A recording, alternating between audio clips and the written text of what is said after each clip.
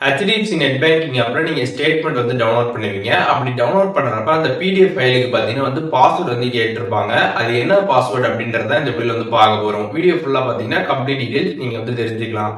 HDFC net banking ஆப்ல நீங்க statement download பண்ணீங்க அப்படின்னா அந்த பிடிஎஃப் ஃபைலுக்கான பாஸ்வேர்டு நீங்க என்டர் பண்ணாதான் அந்த ஃபைல் பார்த்தீங்கன்னா ஓப்பன் ஆகும். அது என்ன பாஸ்வேர்டு அப்படின்னு பார்த்தீங்கன்னா உங்களோட HDFC அக்கௌண்டோட கஸ்டமர் ஐடி தான் பார்த்தீங்கன்னா உங்களோட பாஸ்வேர்டு. உங்களோட கஸ்டமர் ஐடி நீங்க என்டர் பண்ணாலே அந்த ஃபைல் ஓப்பன் ஆயிடும். நீங்க உங்களோட ஸ்டேட்மெண்ட்டை பார்த்துக்க முடியும்.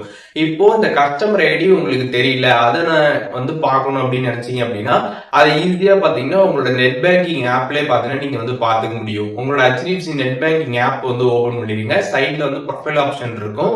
அதை கிளிக் பண்ணீங்க அப்படின்னா மை ப்ரொஃபைல் இருக்கும். அதை கிளிக் பண்ணாலுமே பார்த்தீங்கன்னா கஸ்டமர் ஐடின்னு கொடுத்துருப்பாங்க. அங்க கஸ்டமர் ஐடி இருக்கும். அதை நீங்க பார்த்துக்கலாம்.